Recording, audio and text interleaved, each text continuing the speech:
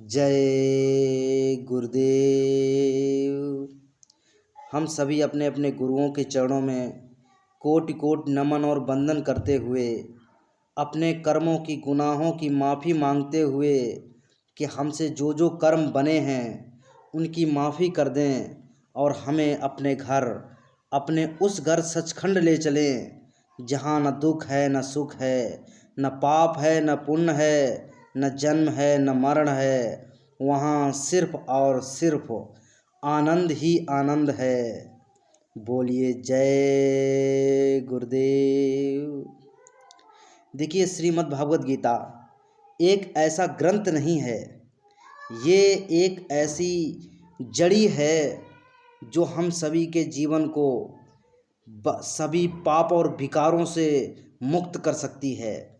ये एक ऐसा दवा है, एक ऐसा तरीका है, एक ऐसी युक्ति है जो हम सभी के जीवन को एक बेहतर जीवन बना सकती है, एक मनुष्य बना सकती है। क्योंकि अभी हम मनुष्य नहीं हैं, बल्कि मनुष्य के रूप में जानवर, हैवान, पता नहीं क्या क्या अपने जीवन में हम बनते चले गए हैं और लगातार बनते चले जा रहे हैं। मगर एक मनुष्य बनना है, एक अगर गुरु भक्त बनना है और भगवान ने जिस लिए हमें इस धरती पे भेजा है वह काम करना है, तो उसके लिए श्रीमद् भागवत गीता को जिसे श्री कृष्ण ने सुनाया है, उस समय जो श्री कृष्ण पहले थे और बाद में थे, उस समय वो नहीं थे। उस समय उनके अंदर जो शक्ति आई थी वो करीब करीब 6 महीने के लिए आई थी और वो सीधे गौलोक से आई थी। गौलोक मतलब जो संत महात्मा जो सतलोक का रास्ता बताते हैं, उसके बीच में जो चौथा स्थान है, इसके बाद में सीधा सतलोक पड़ता है, वहाँ से वो शक्ति आई थी, उसे गौलोक बोलते हैं। तो आप समझ सकते हो कि उस समय वो महाकाल उनके अंदर प्रवाहित हो गए थे और तभी उन्होंने महाभारत सुनाई थी। और महाभारत से पहले उन्होंने श्रीमद् भागवत गीता सुनाई और श्रीमद् भागवत गीता में उन्होंने पूर्ण रूप से वो बताया कि हाँ भाई, इस तरीके से हमें जीवन जीना चाहिए। आपको यहाँ नीचे जो आप हम लोग कर्मों के जाल में फंसे रहते हैं, कैसे फंस जाते हैं। और उन्होंने ये भी बताया कि जो लोग मांसाहारी हैं वो कौन हैं, शाकाहारी हैं वो कौन हैं। उन्होंने गीता को इतने मार्मिक तरीके से बताया, अगर गीता को कोई अच्छे तरीके से समझ ले तो वो समझ लीजिएगा एक इंसान बन जाएगा। और अगर आप एक इंसान बन गए, इंसान बनने के बाद ही आप संत महात्माओं की बातों की कदर कर सकते हो, उनकी बातों को समझ सकते हो। तो चलिए देखते हैं श्रीमद् भागवत गीता का सार क्या है। श्रीमद् भागवत गीता सार। प्रतिवर्ष मार्ग शीर्ष के शुक्ल पक्ष की एकादशी के दिन गीता जयंती का पर्व मनाया जाता है। इस साल गीता जयंती की 5161वीं वर्षगांठ मनाई जाएगी। पुराण, महाभारत, रामायण या स्मृतियाँ नहीं, बल्कि हिंदू धर्म के प्रमुख धर्म ग्रंथ 4 वेद हैं। 4 वेदों का सार 1008 उपनिषदों में मिलेगा और उपनिषदों का सार यानी संक्षिप्त श्रीमद् भागवत गीता है। गीता की गणना उपनिषदों में की जाती है, इसीलिए इसे गीतोपनिषद भी कहा जाता है।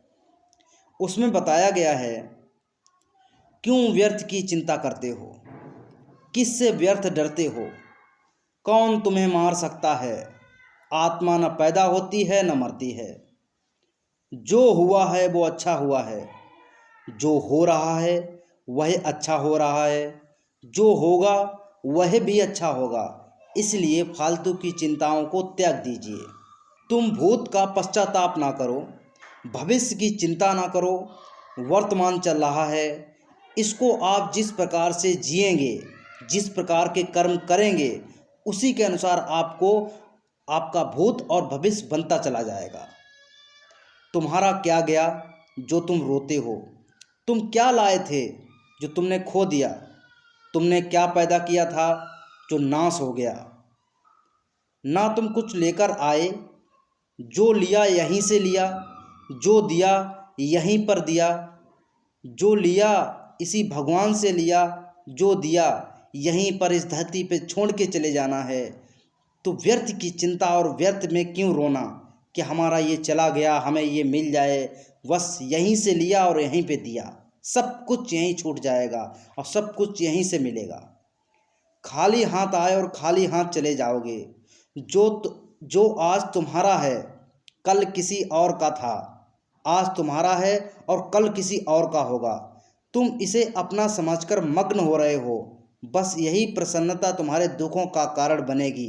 इसीलिए जो है उसमें संतोष रहना चाहिए, जो चला जाए उसमें भी संतोष रहना चाहिए। मिलने के बाद खुश मत होइए, प्रसन्न मत होइए इतने ज़्यादा, क्योंकि एक दिन जब चला जाएगा तो आपको उतना ही दुख और उतना ही आपको रोना पड़ेगा उसके लिए। परिवर्तन संसार का नियम है। जिसे तुम मृत्यु समझते हो वही तो जीवन है। एक क्षण में तुम करोड़ों के स्वामी बन जाते हो, दूसरे ही क्षण में तुम दरिद्र हो जाते हो। तेरा मेरा, छोटा बड़ा, अपना पराया मन से मिटा दो, फिर सब तुम्हारा है और तुम सबके हो। बस यही शब्दों पे ध्यान दे दीजिए, आपका जीवन इतना सुखमय, इतना शांतिमय हो जाएगा कि आप वास्तविक एक फूल के समान, ऐसे पंख के समान उड़ने लगोगे। ऐसा लगेगा आपका जीवन एकदम सरल और बेहतरीन बन गया है। आप इस समय इतना बोझा लादे हुए अपने सर पे, ये मेरा, ये तुम्हारा, ये मेरा, इसीलिए ये जीवन इतना बेकार हो गया है। इसको बेहतर बनाइए और संतों की शरण में जाइए। ना ये शरीर तुम्हारा है, ना तुम शरीर के हो। ये अग्नि, जल, वायु, पृथ्वी, आकाश से बना है और इसी में मिल जाएगा। परंतु आत्मा स्थिर है। फिर तुम क्या हो? तुम अपने आप को भगवान को अर्पित कर दो, संतों के चरणों में अपने आप को अर्पित कर दो। यही सबसे उत्तम सहारा है। जो इसके सहारे को जानता है वह भय, चिंता व शोक से सर्वदा मुक्त है। जो कुछ भी तू करता है उसे भगवान को अर्पण करता चल। ऐसा करने से सदा जीवन मुक्त का आनंद अनुभव करेगा, क्योंकि आप अपने आप को जान सकेंगे कि वास्तविक ये जीवन हमें क्यों मिला और इस जीवन का क्या सार था।